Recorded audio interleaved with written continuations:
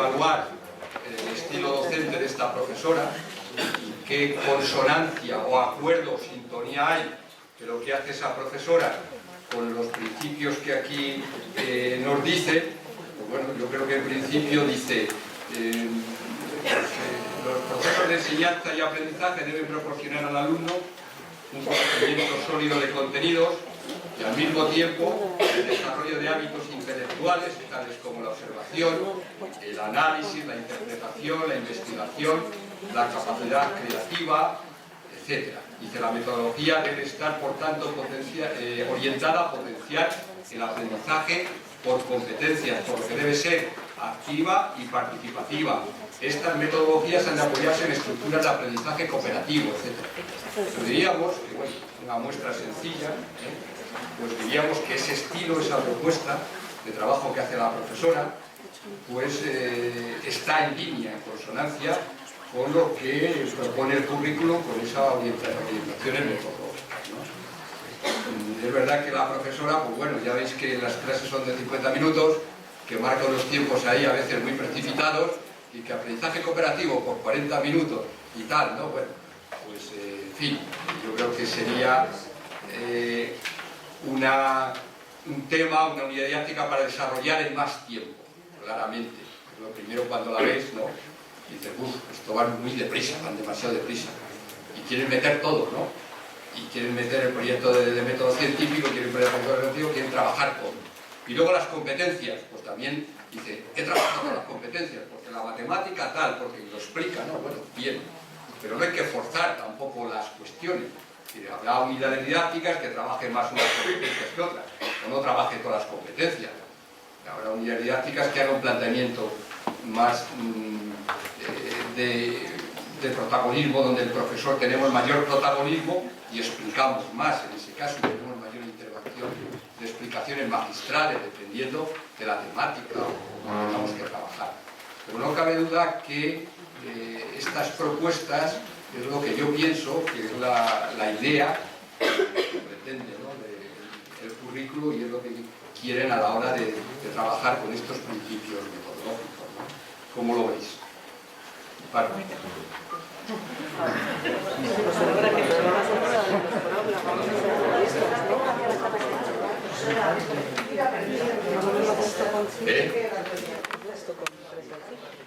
Bueno, siempre hay que dar directrices, siempre.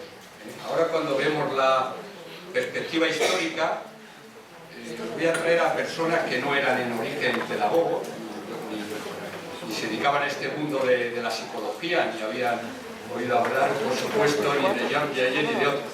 De verdad que sí habían bebido fuentes de otros pedagogos, que era la edad rica, la edad de plata que llaman, de la pedagogía del siglo XIX. Pues os traigo aquí a Ginés de los Ríos. Ginés de los Ríos, como sabéis, era un hombre del derecho, era un catedrático de derecho de la universidad, ¿no? Entonces, bueno, crea la institución libre de la enseñanza, y entonces empezaron, si recordáis, haciendo una propuesta solo para el mundo universitario. Pues sus primeros alumnos solo eran universitarios, solo daban una propuesta de universidad alternativa a la universidad conservadora, retrógrada y carca que había en aquella época de la España del último tercio del siglo XIX, en que esta gente pues, bueno, pues fue depurada. Incluso lo mandaron a Ginés de los Ríos, a Cádiz, a la prisión, y un grupo de compañeros, de catedráticos, pues decidieron crear una alternativa a la universidad pública y crear una institución privada, que es la institución libre de la enseñanza, que todavía, bueno, pues sabéis que tenemos el principio, pues la fundación en Madrid, la Residencia de Estudiantes, y todavía hay una fundación que pervive y explica su legado, que es la Fundación Ginés de los Ríos, así se llama si queréis. Pero claro, cuando yo en los momentos en que bueno, pues, me ofrecí a dar esta charla de reflexión sobre las metodologías, pues estaba en ese momento pues trabajando en una perspectiva histórica de análisis desde la renovación pedagógica de estas instituciones. Y claro, me llamaba la atención porque estaba leyendo el boletín, los anexos, y leía los principios de la institución, Y digo, bueno, pero cuando se decía aquí, cabe la intuición, el trabajo personal y creador, el método heurístico, animadores y gratos estímulos, y la de la acción educadora en el orden intelectual, como en todos, continua, real, viva, dentro y fuera de la clase, ¿no? Entonces, cuando lees, dice, la institución aspira a que sus alumnos puedan servirse pronto y ampliamente de los libros como fuente capital de cultura, pero no emplea los llamados de texto, ni las lecciones de memoria al uso, por creer que todo ello contribuye a petrificar el espíritu y a mecanizar el trabajo de clase, donde la función del maestro ha de consistir en despertar y mantener vivo el interés del niño, excitando su pensamiento, sugiriendo cuestiones y nuevos puntos de vista, enseñando a razonar con rigor y a resumir con claridad y precisión los resultados. El alumno lo redacta y consigna en notas breves, tan luego como su edad se lo consiente, formando así con su labor personal, única, fructuosa, el solo texto posible y suyo propio, microscópico las más veces, pero sincera expresión siempre del saber alcanzado. La clase no sirve, pues, como suele entenderse, para dar y tomar lecciones, o sea, para comprobar lo aprendido fuera de ella, sino para enseñar y aprender a trabajar, fomentando el ineludible esfuerzo personal, etcétera, etcétera. Bueno, entonces, dice, también hay que tener en cuenta que los alumnos tienen que aprender fuera de la clase, aprendizajes que le van a servir a ayudar a reflexionar, a resolver, a componer, siempre personalmente, ¿no? Habla de lo que entonces introducían como las excursiones escolares, ¿no? Y era muy crítico con la escuela tradicional. Decía, reconozcamos de buen grado que el sistema actual de enseñanza, el sistema burocrático en que el profesor despacha la lección en su hora y media, como quien despacha un expediente, y tiene con el alumno solo un contacto superficial que los deja enteramente extraños uno a otro, sistema memorista, mecánico, dirigido a nuestras facultades inferiores.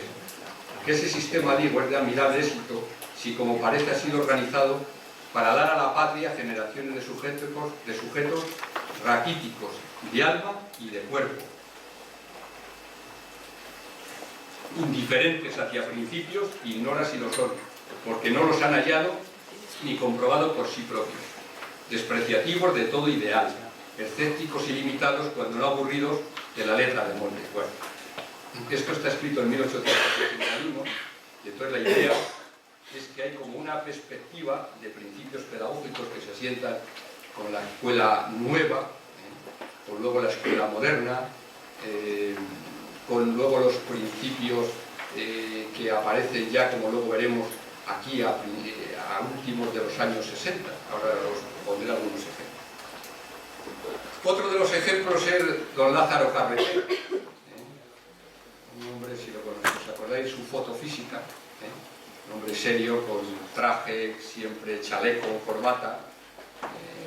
La perfección era, dio clase de lengua y literatura en la Universidad de Salamanca, yo lo conozco de ese momento, y era un hombre muy serio, fue académico de la lengua, y todos recordaremos, por la edad que veo aquí, de que había un libro de texto muy conocido, bueno, un libro de texto, que era el comentario de textos, que generacionalmente, por lo que puedo comprobar aquí, pues muchos de ellos podemos nosotros haber utilizado en tiempos jóvenes este libro para hacer los comentarios de textos.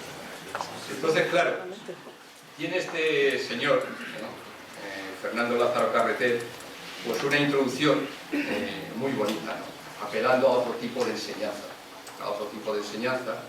y entonces él defendía, ¿no? Pues dentro de lo que era la didáctica de la literatura, dice, aunque el primer día de clase situemos a los escolares ante un poema de nuestro gusto, que nos parezca sencillo, transparente, apto para adolescentes, conseguiremos normalmente disponerlos en contra, porque aquello no forma parte de su cultura. Defiende mucho la cultura, las experiencias y vivencias, en principio, que hay que partir de la inquietud de los adolescentes y de los jóvenes. Démonos cuenta de que el profesor de literatura está en grave desventaja respecto a sus colegas científicos. Los alumnos no tienen ideas físicas, matemáticas o biológicas definidas. Si alguna tienen y es equivocada, están dispuestos a reconocer su error. Pero les agradan determinadas canciones y poseen vivencias líricas arraigadas, orientan su gusto hacia determinados géneros narrativos y dramáticos con preferencia a otros. La cultura popular les ofrece una amplia gama de opciones, no siempre desdeñables, y ellos realizan elecciones apasionadas y cambiantes en función de sus intereses y preocupaciones que se producen con el tránsito de la niñez a la adolescencia y de la adolescencia a la juventud. Y hay que ser un error ir contracorriente. Nuestra aspiración no puede llegar a más que a recogerla, para orientarla conforme a un plan didáctico que se ajuste a las exigencias de la edad de los muchachos y no a nuestros hijos maduros. Bueno, entonces dice, si al instalarnos en la clase de literatura se les enfrenta con el poemilla que todos cantan, con el relato que han leído o desearían leer, con los objetos culturales de su consumo, y se les presentan con respeto, sin gestos de escándalo, habremos dado un paso fundamental, habremos ganado su confianza porque se sienten invitados a reflexionar sobre algo que les pertenece. Bueno, tiene aquí una diatriba de más hojas y de más cuestiones al respecto. Estoy hablando de un texto que escribe Lázaro Carreter en 1973. ¿De acuerdo? En 1973. Luego, dos testimonios, el de Ginés de los Ríos y el de Lázaro Carreter, que están en consonancia, ¿no?, con esta línea de ir hacia este tipo de metodologías en principio activas, ¿no? Y ya un testimonio último de hoy día es lo que es la opinión de nuestros alumnos, ¿no? Yo le doy clase a los alumnos del máster de educación secundaria y una de las cuestiones que abordan es, hacen historia escolar de sus profesores y definen aquellas características o cualidades que han tenido sus profesores y bueno, pues aquellas que les parecen más brillantes, mejores, y aquellas que les parecen poco adecuadas y que deberían desterrar en una futura enseñanza si ellos fueran profesores y profesoras. Bueno, son 90, tengo 90 testimonios, no os voy a leer aquí los 90 testimonios. En general hablan bien de sus profesores y profesoras, hablan bien de vosotros y vosotras. Yo creo que lo que sintetiza la opinión de esos 90 pues es esta introducción que hace en principio esta alumna, que dice: he de reconocer que como estudiante he tenido una inmensa suerte de encontrarme a grandes maestros y profesores de enseñanza. La tónica común que abunda en general. Entonces, hay un gran agradecimiento y en principio una buena valoración del quehacer del profesorado, porque hacen una radiografía desde lo que es la educación de párvulos, pasan por primaria, bueno, algunos todavía hay mayores que han hecho EGB, siguen por secundaria y también valoran el profesorado de universidad, hacen una visión conjunta, ¿no? Y dice, sin embargo, algunos pocos han quedado marcados en mi mente como mis peores profesores. Posteriormente narraré alguna anécdota de alguno de ellos, pero primero voy a enumerar algunas de las muchas cualidades que han tenido mis mejores profesores a lo largo de mi vida educativa. Pues claro, hacen un retrato, enumerando de cuáles son las cualidades, cuál es el estilo docente, cuáles son las metodologías, en definitiva, para ser un buen profesor, ¿no? Dice esta alumna. Dice, tener motivación, es decir, pasión por su trabajo, que le guste verdaderamente lo que hace. Conocer en profundidad su materia, es decir, que tenga grandes conocimientos de la asignatura que imparte. Tener respeto hacia sus alumnos, admitir que como personas se pueden equivocar y lo que nunca hay que hacer es ridiculizarles en clase. A colación del anterior, favorecer un clima de respeto, es decir, no se debe permitir las faltas de educación ni mofas entre los propios alumnos.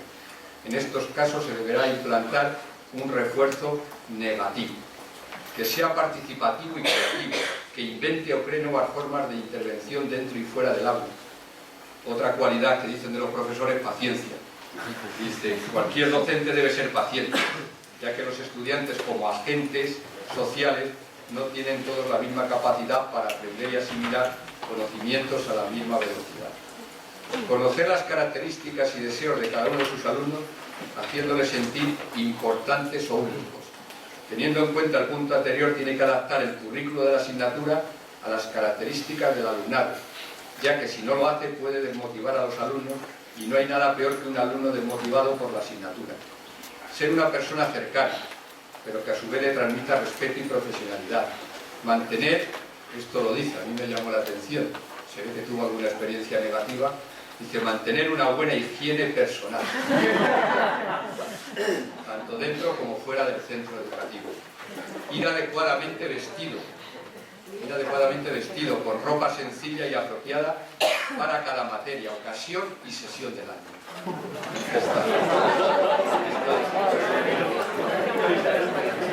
Dice, cumplir con sus obligaciones a nivel administrativo, es decir, llevar a cabo una programación, asimismo evaluar las competencias de los alumnos mediante trabajos, exámenes, etc. Utilizar apropiadamente las habilidades docentes básicas, como por ejemplo, mirar a la cara de un alumno cuando éste nos formule una pregunta. Como veis, aterriza mucho y concreta, que se ve de experiencias propias, ¿no? Dice que tenga una buena relación con otros profesores del mismo y de diferentes departamentos, de tal forma que todos vayan al unísono, evitando desorientar al alumnado. Y también, por supuesto, mantener una buena relación con los directivos del centro educativo, junto con otros agentes, como con los inspectores de educación. Yo creo que me estaba viviendo y decía, también con Santiago hay que mantener una buena relación. Bueno, mantener una estrecha vinculación con los padres de alumnos, facilitándoles unos horarios de tutorías para hablar acerca del desarrollo intelectual y educativo de sus respectivos hijos, ser perseverante, no rendirse ante un alumno problemático. En la enseñanza nada es imposible. Todo el mundo puede llegar a alcanzar las metas que se propone a base de esfuerzo y constancia. Por ello, los esfuerzos que tiene que llevar a cabo el docente son múltiples, ya que cada alumno es diferente al resto. Y transmitir no solo los conocimientos de la materia, sino también los valores que están bien considerados socialmente, puesto que el profesor no solo forma a personas capaces, sino también a ciudadanos. Bueno, y a continuación, porque escribe en el folio, y así todos, ¿no? Quiere decir que lo argumentan muy bien. Y fijaros que esto lo hice yo al principio de dar clase, ¿no? Entonces me admiró cómo captaba todas estas cuestiones, porque bueno, lo han hecho al final, después de mes y medio de clase, pues casi han copiado miméticamente lo que ha dicho el profesor, ¿no? Y casi retrato a un tipo de profesor de acuerdo con lo que me han explicado que son las buenas funciones de un profesor. No, lo hicieron al principio, no sé si fue la segunda sesión, pero estaban vírgenes en el sentido de que no tenían ningún tipo de connotación o aprendizaje previo dado por mí en este sentido, ¿no? Entonces, bueno, hombre, este lo he traído como modelo porque es muy rico en detalles y matices, lógicamente, ¿no? Y luego, peores, ¿no? Ahora dice alguna anécdota, dice, por supuesto, las peores cualidades de un docente son la antítesis de las anteriores, lógicamente, como por ejemplo, faltar al respeto al alumnado, no tener motivación alguna por su materia, y cuenta historias, ¿no? Dice, bueno, no, cuenta historias positivas primero, cuidado, dice, como dije al principio, me considero una chica afortunada, ya que a grandes rasgos he tenido muy buenos profesores. Un ejemplo de esto fue, no os digo el nombre, por si estáis aquí, cita el nombre y todo, que yo le dije, por favor, nunca es necesario citar nombres, mi profesor de Geografía e Historia de primero y segundo de la ESO, apodado por todos los alumnos del instituto como el Super López, debido a que tenía grandes conocimientos de su materia. Era un gran profesor y mejor persona. Me acuerdo que empezó dando clase de geografía, la cual no se me daba mal, pero no me entusiasmaba. Sin embargo, cuando llegó a historia me encantó. Me acuerdo del primer día que dio clase de la historia, explicando el tema de la evolución del ser humano, de cómo pasamos del Homo australopithecus al Homo sapiens. Para ello representó el grado de erguimiento de cada homo con su propio cuerpo. Me quedé impresionado, ya que nunca me habían dado clase de esa forma. Sin duda es el mejor profesor que he tenido a lo largo de mi etapa, y me planteé, esto es curioso, seriamente meterme en la licenciatura de Historia. Sin embargo, al final opté por la licenciatura de Economía, ya que la veía como mejores salidas profesionales que la licenciatura, que han elegido la opción de la carrera por la influencia de algunos profesores, que le hicieron ver buena la materia y la asignatura. Bueno, dice, pero también hay profesores malos. La peor, bueno, que aquí habla de una profesora que abusaba mucho de la seminci, dice entre comillas, ¿no? En fin, y dice esto. Bueno, otro testimonio, solo tres, para que veáis. Otro testimonio el que viene aquí dice: recuerdo a profesoras, buenas personas, pero dice aburguesadas en su silla, dice agarradas a su libro de texto, es que lo dice así, con un tono neutro y aburrido, y relatando y tal. Recuerdo algún profesor y dice esta alumna: llegar al instituto fue respirar libertad, aire fresco. Es lo que cuenta. Fue la última promoción femenina de un instituto de aquí de Valladolid, y allí sentía un gran nivel académico de los catedráticos que nos acompañaron. Me da pena no acordarme de los apellidos, pero podría nombrar a Don Tal, de griego, genial, el mejor, porque sabía mucho, porque transmitía fuerza y estilo de vida. Don Tal, que con infinita dulzura nos hizo muy amena la historia de la filosofía y conseguía que pensáramos en las ideas de Sócrates, Platón, Descartes. En francés, Tal, exigente, abierta, dinámica, generando debate entre los alumnos. Eso sí, siempre en su idioma, en francés. También había profesores ya viejecitos, dice, que era de todos conocido, que se podía copiar con total impunidad y así de fácil se aprobaba la asignatura, ¿no? Y otro profesor que sabía muchísimo de historia del arte, pero que te inspiraba temor. Aprobar era complicado porque desconocías las reglas del juego y eso le desautorizaba totalmente como docente. Bueno, por último, otro de los testimonios que hay aquí, dice: no me había parado a pensar antes de comenzar el máster en la cantidad de profesores que han pasado por mi vida, los de infantil, primaria, todos los que tuve en secundaria, bachillerato, en la universidad. He tenido muchísimas experiencias y sinceramente la mayor parte de ellas positivas, ¿de acuerdo?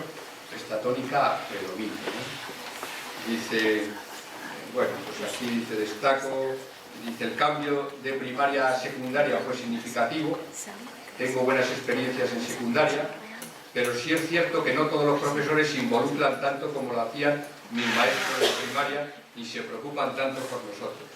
Pero de todos modos, aún así tengo muchos recuerdos positivos y profesores y profesoras que me han influenciado bastante. Corresponsables de mi elección a estudiar la lengua francesa como carrera, quizás fueran mis profesoras que tuve en secundaria. Muy diferentes entre ellas, pero las dos me adentraron a la cultura y la lengua francesa, de tal modo que quise seguir mi formación por esa rama. A tal profesora solo la tuve un año.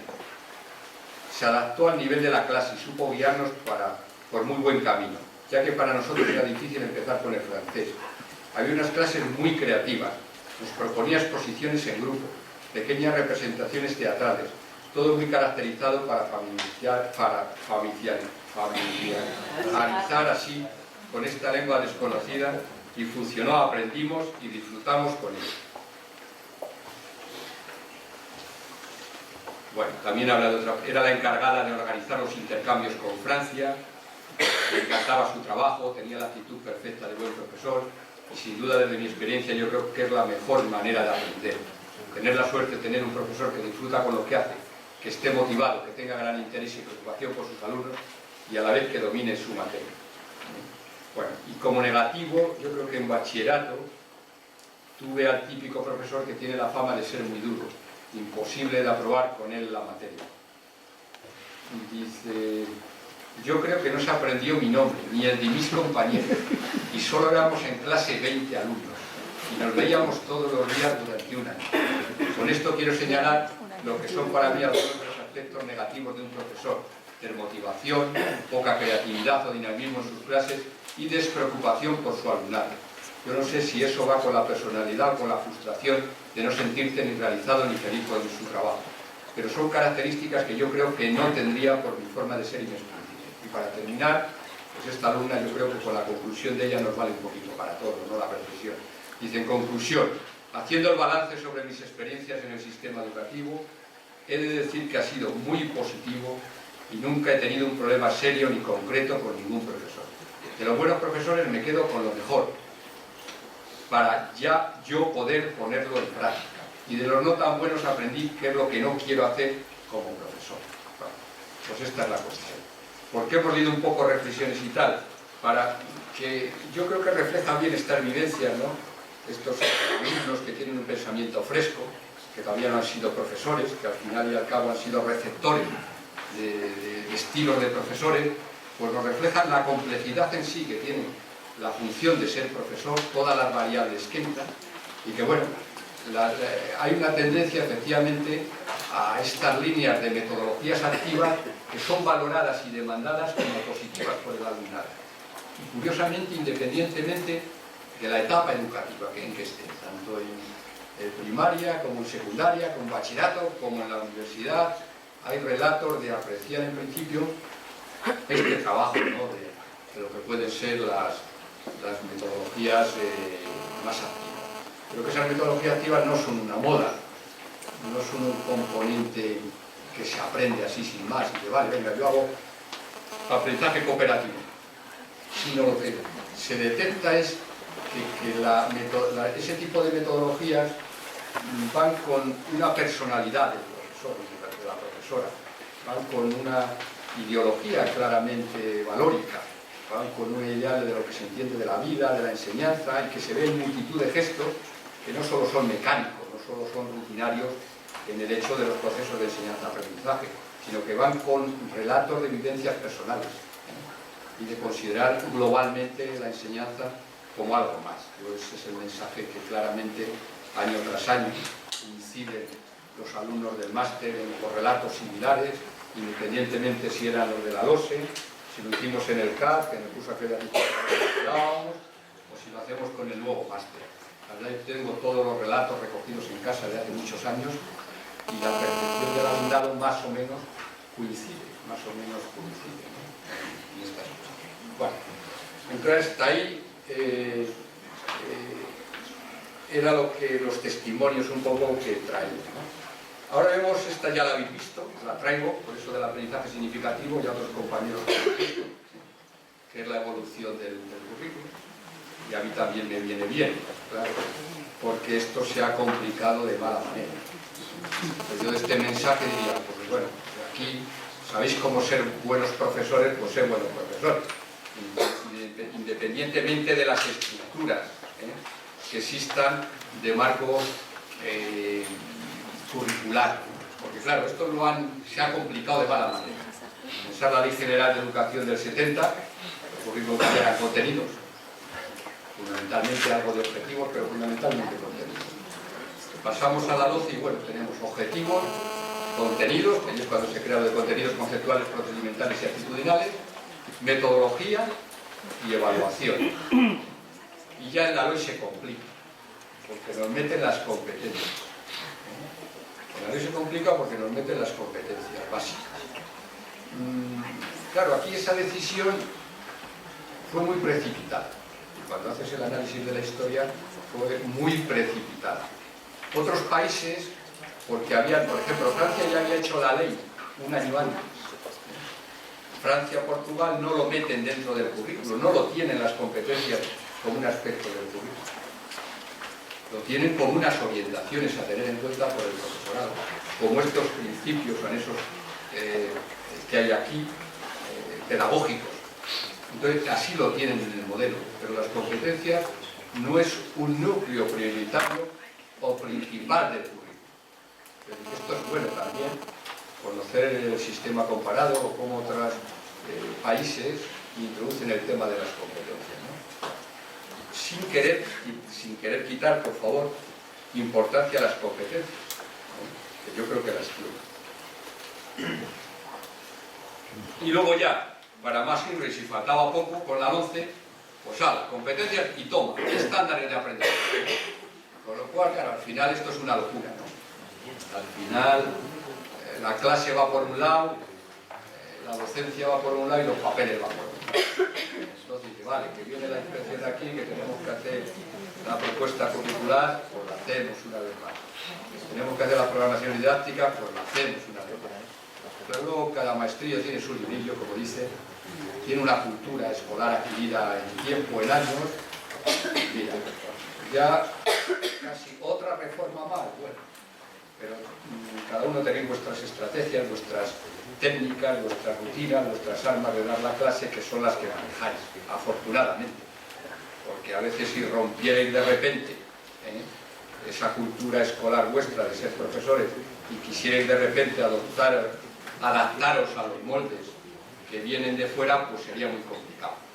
yo creo que no se puede salvar al profesorado de su estilo y forma de dar la clase. Yo fui director de un centro escolar en los años 80, había entonces también reformas experimentales, y claro, yo comprobé que aquello era muy peligroso. De repente nos quitaron los libros de texto, no podíamos trabajar con libros de texto, nos quitaron el poder hacer exámenes, era la coevaluación, la autoevaluación, eran otros procesos, y de repente, claro, al profesorado, que yo era más joven, pero había profesorado en el centro mayor que trabajaba muy bien, con una honestidad profesional tremenda, y muy bien, con un orden que todos profesores y profesoras que hemos conocido, como aquí describen, ¿no?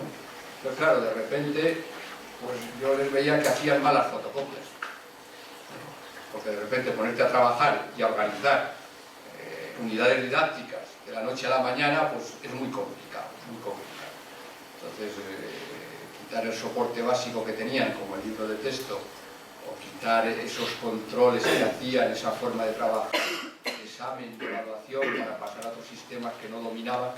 Pero bueno, yo creo que todos estos estilos y procedimientos y metodologías, que no cabe duda que es los que hay que hacer, y los defiendo, y es hacia donde se va, porque hay ya 150 años de renovación pedagógica en nuestro país que se apoyan en estos estilos y principios de aprendizaje, pues bueno, pero tiene que ser con un aprendizaje consolidado, con adquisiciones que nos encontremos firmes del profesorado y nos encontremos seguros. Si no, es muy complicado ponerte a introducir cuestiones nuevas sin una seguridad psicológica.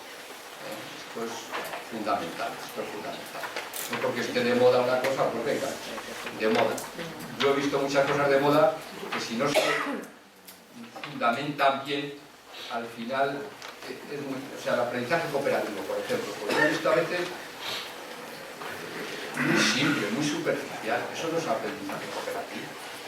Eso, mira, eso son 4 cositas que se hacen ahí, un día de trabajo en grupo, pero eso no es aprendizaje cooperativo.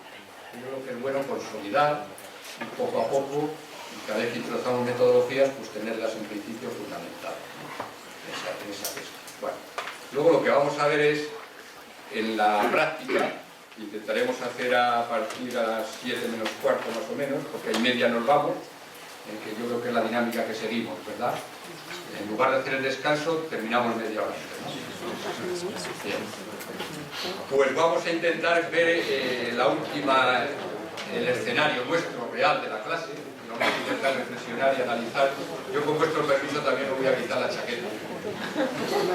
Ahora ya se va al principio. Vamos a intentar también ver esta historia, cómo encajamos todos esos elementos en el tema de la clase diaria de la unidad. Bueno, pues vamos a continuar la reflexión sobre metodología, ¿verdad? Bien. Ahí